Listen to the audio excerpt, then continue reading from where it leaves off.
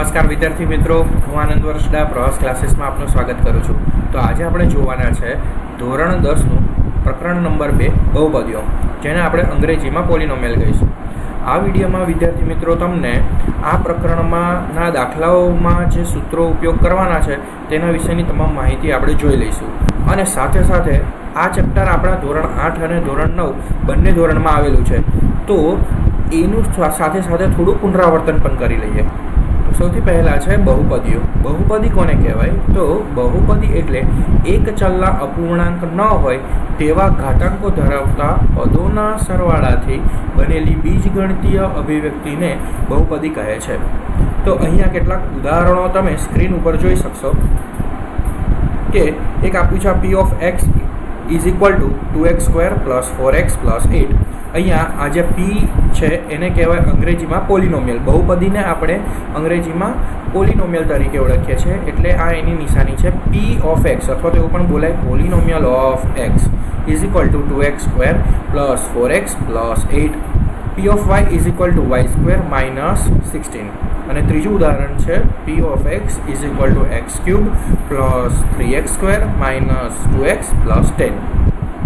હવે અહીંયા આ વ્યાખ્યાને આપણે સરળતાથી પણ યાદ રાખી શકીએ છીએ અને કેટલીક જગ્યાએ આવી રીતે પણ ઉપયોગ કરતા હોય છે કે ચલ, સહગુણક અને અચળ પદથી બનતી બેઝિક પદાવલીને આપણે બહુપદી કહીએ છીએ. જેમ કે આપણી પાસે આ ઉદાહરણ છે p ઓફ x બરાબર x³ + 3x² - 2x + 10 તો અહીંયા આ ચલ કયો છે? તો ચલ છે x. ચલને આપણે અંગ્રેજી મૂળાક્ષરોને રૂપે દર્શાવીએ છીએ. આ તમામ માહિતી તમે આગળ ભણી જ ગયા છો, તેમ છતાં પુનરાવર્તન કરી લઈએ છીએ. ઓકે, તો અહીંયા આ ચલ x છે. હવે ધ્યાનથી જુઓ તો આ x³ પછી એક આ છે 3x² + 3x², બીજું એક છે -2x અને +10. આને આપણે પદ તરીકે ઓળખીશું કે આ એક આખું પદ છે, બીજું 3x² એક આખું પદ છે, આ -2x એક પદ છે અને +10 એક પદ છે. તો આમાં ટોટલ 4 પદો છે, બરાબર છે. તો હવે અહીંયા આપણે જોઈશું કે આ x³ ચલ તો થઈ ગયો x, અહીંયા એવું હોય તો આપણે લખી દઈએ ચલ છે x. હવે ધ્યાનથી આ x³ છે એનો સહગુણક પૂછે તો સહગુણક આગળ કંઈ નથી આપણે, એટલે આપણે સમજીશું 1. તો x³ નો સહગુણક થઈ ગયો 1. આ x² નો સહગુણક થઈ ગયો આ +3. આ x છે, આ ચલ x નો સહગુણક થઈ ગયો -2. અને જે આ એકલું 10 છે એને આપણે કહીશું અચળ પદ. તો અચળ પદ, આ ચલ x અને આ જે સહગુણકો છે એનાથી જે પદાવલી બની એને આપણે કહીશું બહુપદીઓ. ઠીક છે, આવા ઘણા બધા ઉદાહરણો આપણે આગળ પણ જોવાના છે. હવે એક અહીંયા નોંધ છે કે જો એકના છેદમાં x - 1 હોય, અથવા તો ચલ જે x છે, અથવા તો ચલ કોઈ પણ હોઈ શકે છે, x, y, z, a to z માંથી કોઈ પણ દર્શાવી શકાય. જનરલી આપણે x અને y નો વધારે પડતો ઉપયોગ કરતા હોઈએ છીએ. હવે અહીંયા જે નોંધ છે એમાં આ જે ચલ છે એ વર્ગમૂળની અંદર ના હોવો જોઈએ. ઠીક, તો વર્ગમૂળમાં x + 2, પછી બીજું છે એકના છેદમાં x² + 2x + 3 વગેરે જેવી અભિવ્યક્તિઓ બહુપદીઓ નથી. તો આ ટાઈપની જે હોય એને બહુપદી ના કહેવાય. આ વ્યાખ્યાની અંદર પણ એવું કહે છે કે જેની ઘાત 1/2 અથવા તો 1/3 હોય, અથવા તો માઇનસમાં હોય x⁻⁻1. તો આ બધી જ જે પણ છે, જેમ કે આવું ઉદાહરણ હોય x⁻1 + 2, x⁻1 + 3 + 3, અથવા તો આવું પણ ઉદાહરણ લઈ શકાય y⁻4 + 5. તો આ જેટલી પણ છે એ અભિવ્યક્તિઓ બહુપદીઓ નથી. આવા ઉદાહરણ x⁻1/2, x⁻1/3 + 3, x⁻1 + 2, એટલે કે ઘાત ઋણ ના હોવી જોઈએ. અથવા તો આવું કોઈ ઉદાહરણ પણ જોઈ શકાય y⁻4 + 5. તો આ બધી બહુપદીઓ નથી. તો હવે જોઈશું બહુપદીના પ્રકાર. સામાન્ય રીતે બહુપદીના 3 પ્રકાર પડે છે. એક છે આ પદને આધારે, બીજું છે ઘાતને આધારે અને ત્રીજું છે ચલના આધારે. અહીંયા આ પ્રકરણમાં આપણે જે ધ્યાન કેન્દ્રિત કરવાનું છે એ છે આ ઘાતને આધારે. તેમ છતાં આ ત્રણે ત્રણ ના પ્રકાર કયા કયા છે એ આપણે અહીંયા જરા જોઈ લઈએ. તો જુઓ, પદને આધારે 3 પ્રકાર પડે છે. એક છે એકપદી, જેને અંગ્રેજીમાં કહીશું મોનોમિયલ. એનો અર્થ એવો થાય કે જે પદાવલીમાં એક જ પદ હોય એને એકપદી કહેવાય. ઉદાહરણ તરીકે જોઈએ તો કહેવાય કે p of x is equal to x, અથવા તો એવું પણ કહેવાય કે p of y is equal to y square. તો અહીંયા જુઓ, આ ઉદાહરણમાં આ એક જ પદ છે x, બીજા આ ઉદાહરણમાં છે y સ્ક્વેર, તો એક જ પદ થયું.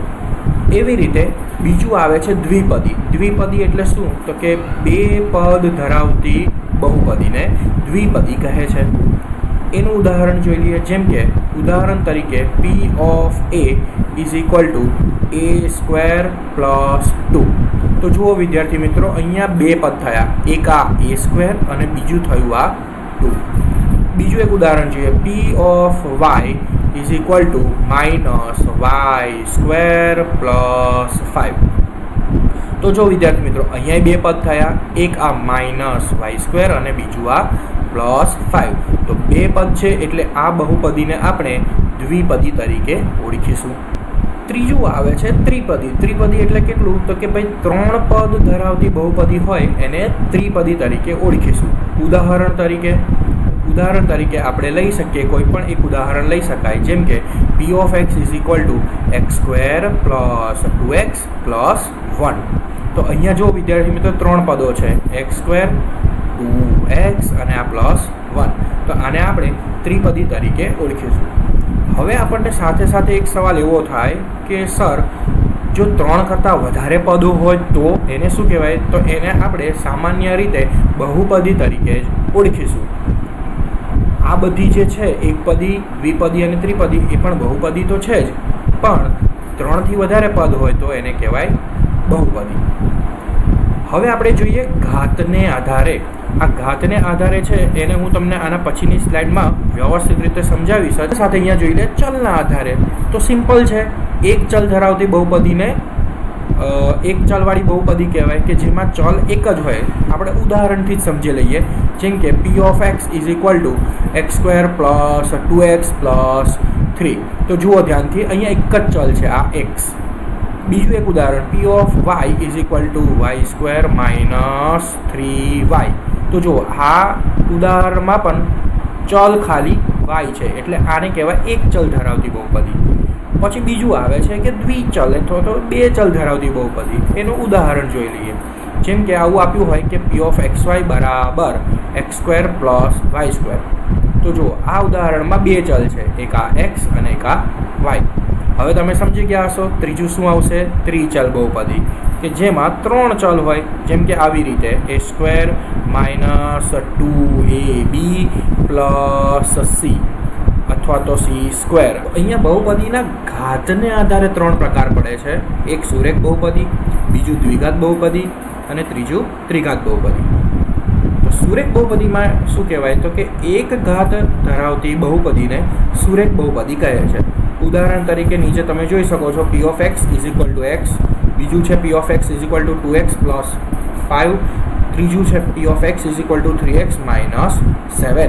તમે ધ્યાનથી જુઓ તો જે પણ ચલ આપેલો છે એની ઘાત 1 છે. અહીંયા પણ આની ઘાત કંઈ નહીં એટલે 1 સમજવાની. તો આને આપણે સુરેખ બહુપદી કહીશું. ત્યારબાદ આવે છે દ્વિઘાત બહુપદી. 2 ઘાત ધરાવતી બહુપદીને દ્વિઘાત બહુપદી કહે છે. આ પ્રકરણનું સૌથી મહત્વની બાબત જ આ છે. આપણે આ પ્રકારના જે પણ બહુપદી દેખાશે એના ઉપર જ કામ કરવાનું છે અને આને રિલેટેડ જ દાખલા ગણવાના છે. જેમ કે ઉદાહરણ જોઈએ કે p of x equal to x square, બીજું છે p of x equal to x square plus 2x plus 5, ત્રીજું છે p of x is equal to 3x square minus 5x plus 8. ધ્યાનથી જુઓ વિદ્યાર્થી મિત્રો, તો જે પણ બહુપદી છે એની સૌથી વધારામાં વધારે સૌથી મોટી ઘાત જુઓ તો તમને 2 દેખાશે. આ ઉદાહરણમાં પણ જુઓ, આ 2 છે અને આ એક અહીંયા આની 1 ઘાત છે. તો આપણે જે સૌથી મહત્તમ ઘાત હોય, સૌથી વધારે ઘાત હોય એને ધ્યાનમાં લેવાની. તો સૌથી વધારે ઘાત 2 છે એટલે આપણે એને કહીશું દ્વિઘાત બહુપદી. એવી જ રીતે આવે છે ત્રિઘાત બહુપદી. 3 ઘાત ધરાવતી બહુપદીને ત્રિઘાત બહુપદી કહીશું.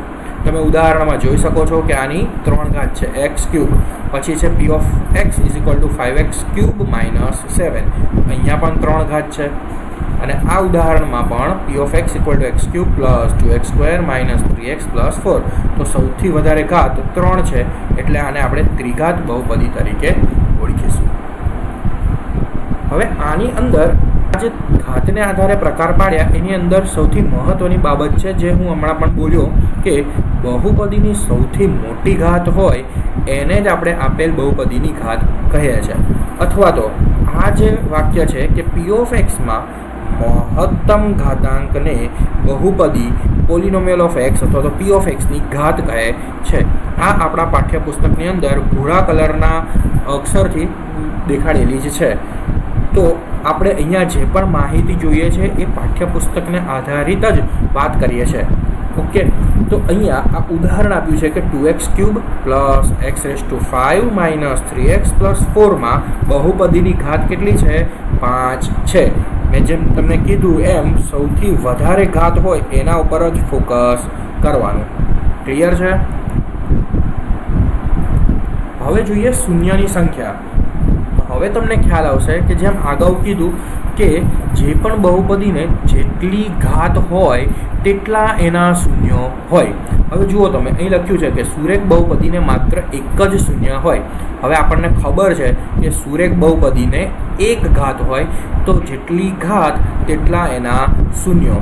હવે આ શૂન્ય વિશે તમને થોડી માહિતી આપી દઉં કે શૂન્ય એટલે 0 છે એવું નહીં.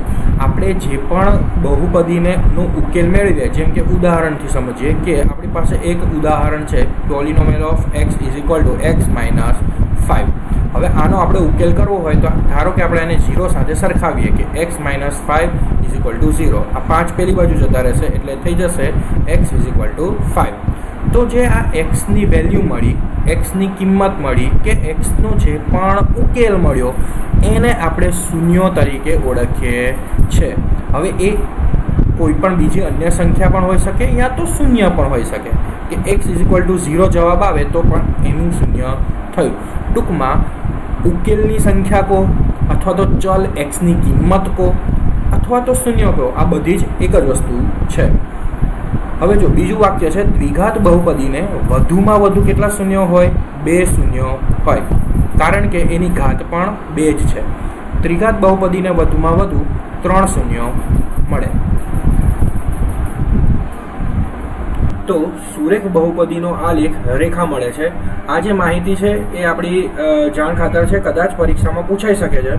તો આપણને ખબર હોવી જોઈએ કે સુરેખ બહુપદી જે છે એટલે કે જે એક ઘાત ધરાવતી બહુપદી છે એનો આલેખ કેવો હોય તો કે એ સીધી રેખા હોય. જેમ કે આપણી પાસે આ આલેખ છે તો એ યા તો આવું પણ હોઈ શકે છે, આ કહેવાય સીધી રેખા સ્ટ્રેટ લાઈન, યા તો પછી આવું પણ હોઈ શકે છે, યા તો પછી જે આપણો ગ્રાફ છે એની અંદર જ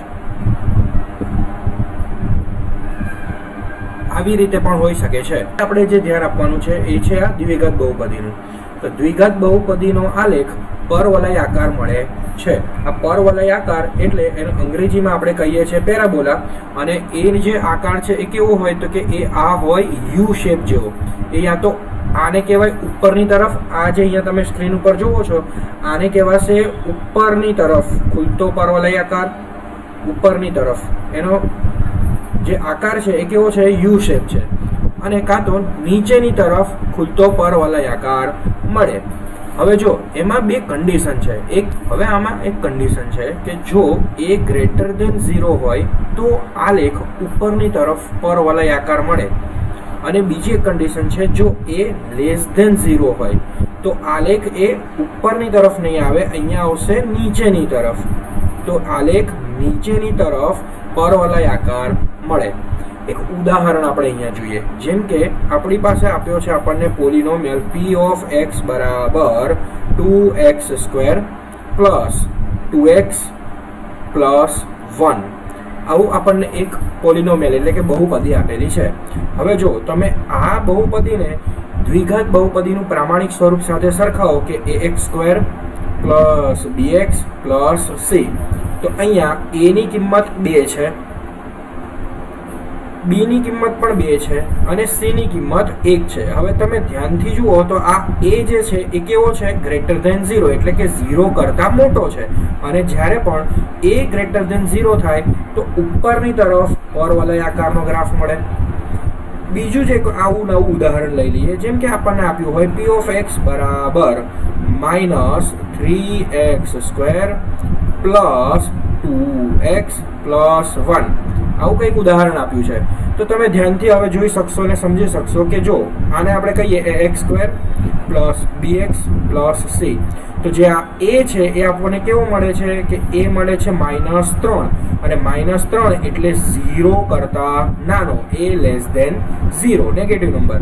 તો આલેખ જે છે એ કેવો મળે આપણને? તો કે એ મળે આપણને નીચેની તરફ ખુલતો પરવલયાકાર. તો આ રીતનું પ્રશ્ન પૂછાઈ શકે છે, જે તમને ખાસ કરીને MCQ ફિલિંગ ધ બ્લેન્ક્સ એટલે કે ખાલી જગ્યાઓમાં પૂછી શકે છે. હવે આપણે જોઈએ અહીંયા કે બહુપદીના પ્રામાણિક સ્વરૂપ. આમ તો આપણે આગળ પણ ચર્ચા કરી, પણ અહીંયા ત્રણના પ્રામાણિક સ્વરૂપ આપણે જોઈ લઈએ. તો જુઓ, સુરેખ બહુપદીનું પ્રામાણિક સ્વરૂપ છે ax પ્લસ b. આને અંગ્રેજીમાં આપણે કહીએ છીએ જનરલ ફોર્મ. સુરેખ બહુપદીનું જનરલ ફોર્મ છે ax plus b a not equal to 0. એક કન્ડિશન આપી છે કે a ક્યારેય 0 ન હોય અને a b એ વાસ્તવિક સંખ્યા હોઈ શકે. પછી બીજું આવે છે દ્વિઘાત બહુપદી. આ આપણા માટે મોસ્ટ IMP છે.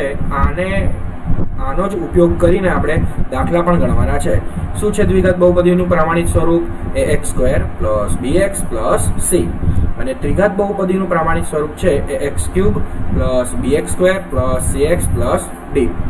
આગળ આપણે જ્યાં પણ દ્વિઘાત બહુપદીને લગતા દાખલા ગણીશું એમાં આનો આપણે ઉપયોગ કરીશું, ત્યારે આની વિશેની માહિતી જોતા જઈશું અને કેવી રીતે દાખલામાં તેનો ઉપયોગ કરવાનો છે એ પણ જોઈ લઈશું. હવે આવે છે બહુપદીના શૂન્યો અને સહગુણકો વચ્ચેનો સંબંધ. તો આ સૂત્રો છે એ આ ચેપ્ટરના સૌથી મહત્વના અને યાદ રાખવાના સૂત્રો છે. તો શૂન્યોનો સરવાળો, જેને કહીશું એકને આલ્ફા કહી દઈશું અને બીજાને કહીશું બીટા. તો આલ્ફા પ્લસ બીટા બરાબર -b/a, એટલે કે માઇનસ આ b ની જગ્યાએ x² નો સહગુણક છેદમાં x નો સહગુણક. વિદ્યાર્થી મિત્રો, હું આ વસ્તુ જાણું છું કે તમને અત્યારે જોઈને, જો પહેલી વખત જોતા હશો તો એવું થશે કે આ શું જોઈ રહ્યા છે અથવા તો આ કેવી રીતે આવ્યું. એ વિદ્યાર્થી મિત્રો, જ્યારે આપણે દાખલા ગણીશું ત્યાં આ સૂત્રોનો ઉપયોગ કરીશું. હમણાં તમે આને ખાલી યાદ રાખવાનું છે એ રીતે લઈ લો. જ્યારે આપણે એના દાખલા ગણીશું અને ત્યાં જ્યારે ઉપયોગ કરીશું ત્યારે તમને ક્લિયર કટ ખબર પડી જશે કે આ સૂત્રનો ઉપયોગ કેવી રીતે કર્યો અને દાખલા કેવી રીતે ગણ્યા. અહીંયા ખાલી આપણે જોઈ જઈએ એકવાર કે કેવી રીતે આને યાદ રાખવાનું છે. એક બીજું છે અચળ પદના શૂન્યોનો ગુણાકાર. એ શું છે? તો કે એ આલ્ફા ઇન્ટુ બીટા, આલ્ફા ગુણ્યા બીટા બરાબર c છેદમાં a, જ્યાં c જે છે એ અચળ પદ છે અને a છે એ x નો સહગુણક છે. અહીંયા તમને ફરીથી આપી દીધું છે દ્વિઘાત બહુપદીનું પ્રામાણિક સ્વરૂપ p ઓફ x બરાબર ax² plus bx plus c. હવે અહીંયા તમારી પાઠ્યપુસ્તકમાં પણ આવી રીતે સ્ટાર કરીને જે આપેલું છે એ પરીક્ષાલક્ષી નથી, પરંતુ આપણે પાઠ્યપુસ્તકમાં આપેલું છે એટલે એક વખત જોઈ જવું જોઈએ. મોટા ભાગે તમને દ્વિઘાત બહુપદી વિશે પૂછશે, પણ ત્રિઘાત બહુપદીના સૂત્રો વિશે પણ આપણને જાણકારી હોવી જોઈએ. વધારેમાં વધારે નહીં તો એ તમને MCQ એટલે કે બહુવિકલ્પિક પ્રશ્નો જે છે એની અંદર આ પૂછી શકે છે. તો આપણે એકવાર જોયું હોય તો આપણને ખ્યાલ રહે છે. વ્યાપક રીતે જો ત્રિઘાત બહુપદી ax³ plus bx² plus cx plus d ના શૂન્યો આલ્ફા, બીટા અને ગેમા હોય તો સાબિત કરી શકાય કે શૂન્યનો સરવાળો alpha plus beta plus gamma બરાબર -b/a. હવે જો આને શબ્દોમાં લખવું હોય તો એવું લખી શકાય આપણાથી કે માઇનસ આ b એટલે શું કહેવાય? તો કે જે b જે છે એ આ x² નો સહગુણક છે.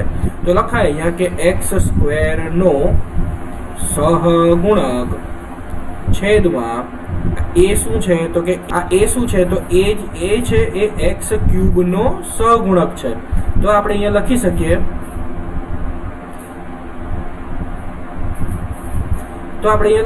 કે x³ નો સહગુણક. આવી રીતે. ચલો, બીજું છે બબ્બે શૂન્યોના ગુણાકારનો સરવાળો. આવી રીતના જે પ્રશ્ન પૂછાશે એની અંદર ક્લિયર કટ આપણને કીધું જ હશે, ત્યારે આપણે સૂત્રનો ઉપયોગ કરીશું કે alpha beta plus beta gamma plus gamma alpha બરાબર C/A. અને ત્રીજું છે શૂન્યનો ગુણાકાર બરાબર alpha into beta into gamma બરાબર -D/A. પણ આ સૂત્રનો ઉપયોગ ત્યારે કરીશું કે જ્યારે ત્રિઘાત બહુપદી આપેલી હોય. આ પ્રકરણમાં જે મુખ્ય જે છે એ આ વસ્તુ છે કે એક આપણી પાસે જે આ બહુપદીના શૂન્યો અને સહગુણકો વચ્ચેનો સંબંધના જે સૂત્રો છે તે, અને બીજું આ લેખ વિશેની થોડી ઘણી માહિતી. આના પછીનો જે પણ વિડીયો આવશે એ આપણે સ્વાધ્યાયના દાખલાઓ ગણીશું, એટલે તમને વધારે ક્લિયર થશે. અને હા વિદ્યાર્થી મિત્રો, આ જેટલા પણ સૂત્રો છે એને તમારી નોટમાં લખી લો અને આની પ્રેક્ટિસ કરવાની છે. આ સૂત્રોને તમારે યાદ રાખવાના છે અને આના આધારિત દાખલા ગણવાના છે. મળીએ નવા વિડીયોમાં, ત્યાં સુધી આવજો.